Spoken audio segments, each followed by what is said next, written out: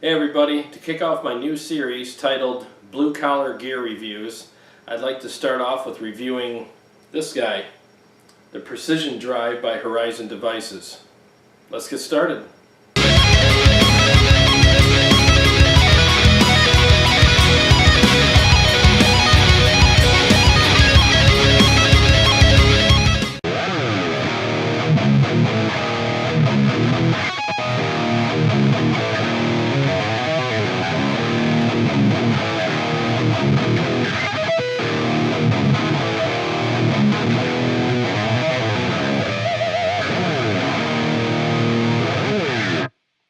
Believe it or not, overdrive pedals are the most important pedal in your chain, because without them there's a lot of things that you cannot do as a player. Your amp won't respond to your playing and enhance the things that you want to do or support what it is that you're trying to achieve by your playing, especially when you're doing lower tuning and tight riffs like we all like to do nowadays. Most amplifiers sound really good, but they can tend to be very flubby and unresponsive. I mean, after all, they're amplifiers, not performifiers. Overdrive pedals, basically what they do is tighten up the flubby, unresponsive amplifiers while giving you more attack and sustain. They do this by slamming the front end of the amp and basically just pissing it off and making it work a little harder, and that's what gives you that tight responsiveness from the amplifier. This is especially important with all the modern metal players these days, because most of us use a lot of lower tuning and drop tuning. And believe it or not, amplifiers weren't made to handle those frequencies, because this tuning adds a lot of bass to the amp that it's not used to getting, so it makes it even more dull and more unresponsive and flubby. The Precision Drive by Horizon Devices was designed by Misha Mansoor, a modern metal player in the band Periphery. They're known for their lower tunings and their tight riffs and aggressive guitar tone. It's actually nice to have a guy that writes and performs modern metal design an overdrive pedal that's updated for the modern metal player.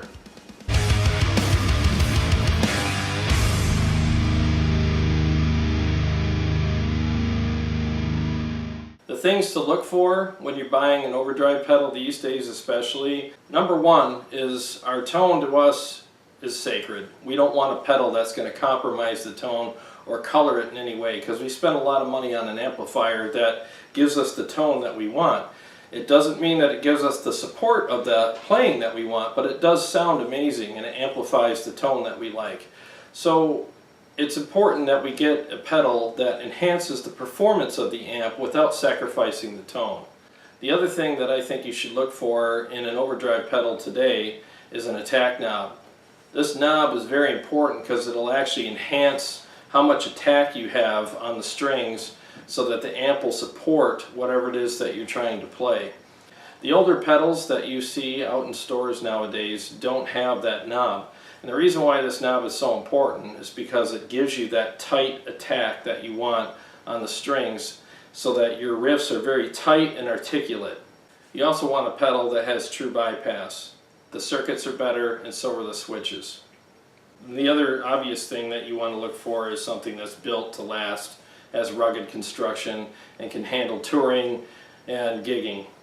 The key features of this pedal are the attack knob, the noise gate, and the fact that the volume, drive, and tone knobs, when they're set at the 12 o'clock position, are basically where all the other pedals on the market are maxed out. So you have all that headroom for that extra gain, extra tone quality, and extra volume to slam the front of the amp. The reason why these features are important is because it allows this pedal to be easily adaptable for all of the different types of amplifiers and pickups that are out there these days. Let's take a look at what this pedal can do. Okay, so I'm going to play a riff right now with the pedal completely off.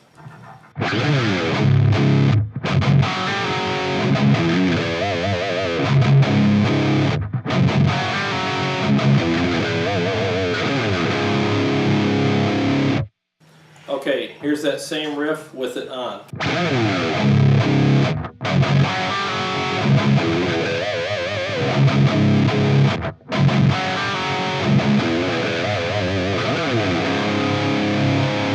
Okay, so you noticed how much tighter that was and how much more responsive it was. Before I turned it on, the amp felt kind of flubby and unresponsive as expected.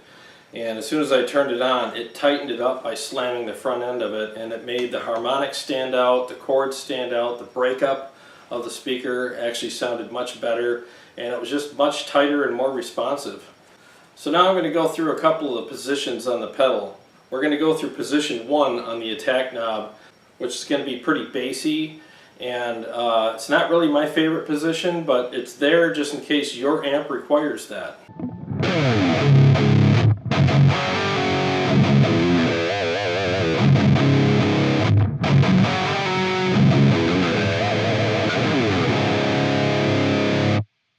As you heard there, it was pretty bassy and is a little more responsive, but I felt it to be kind of spongy. So let's go up to my favorite position, which is 2 up from that. This knob is a position knob, it's not a free-flowing knob, so it clicks into different positions. My favorite position is 2 up from there, and I'll put it on all my favorite settings right now. Okay.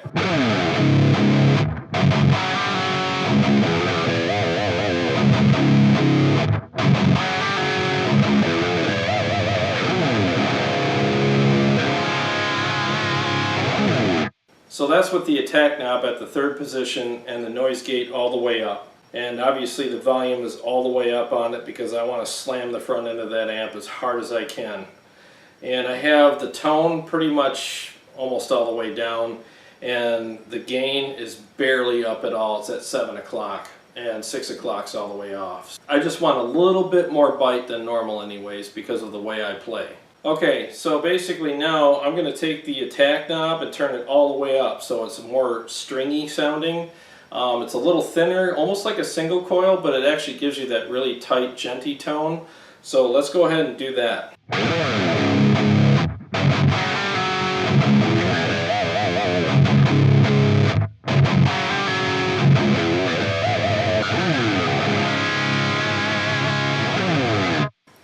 So as you heard, it's a little thinner, but it's really tight, and there's a little bit more highs in the mix, so it stands out a little bit more. So if you're doing a lot of really tight, genty type stuff, you might want to use that setting.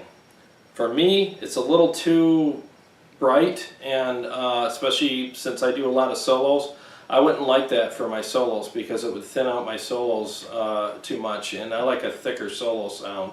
So that's why I chose the settings that I put it on. And that's what I like about this pedal, is that it's for everyone. Whatever you like, it's got it. Okay, so now let's hear the noise gate and hear how well the noise gate performs. This is without the noise gate.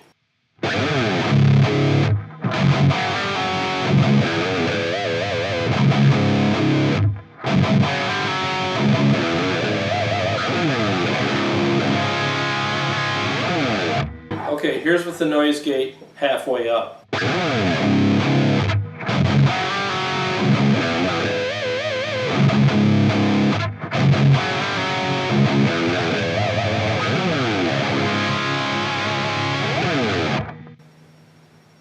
You can hear it cutting off there. It takes a second, but it cuts off. Alright, here is with the noise gate all the way up. It's so tight, it sounds like a studio engineer cleaned your tracks in between hits on the strings. So in between each pick, each stop on the guitar, it's so tight there's actually no noise in between. And I'll show you how that sounds now.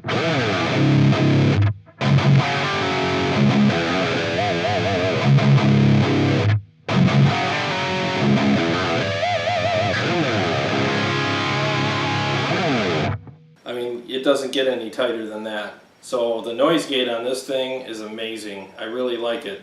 I pretty much set it at 12 o'clock because since I'm a lead player as well as a rhythm player, I don't want it cutting out my solos and my long singing notes too quick. So I found a really good sweet spot right at 12 o'clock on the setting for the noise gate that actually supports everything that I do. Now next time I go in the studio when I'm doing rhythm tracks, I'll set the noise gate all the way up so that the engineer that I'm working with doesn't have as much cleaning to do on the tracks. And that's actually a really nice feature. So if you're just a rhythm player, then turn the noise gate all the way up and it'll cut off all of the stops on your guitar live, so you don't have all that noise, all that feedback, and it'll actually make your band sound a lot tighter just because you don't have all that spillover in between the notes. Now what I'm going to do here is I'm going to ring out a chord with the noise gate all the way up, and let's see how long it lasts.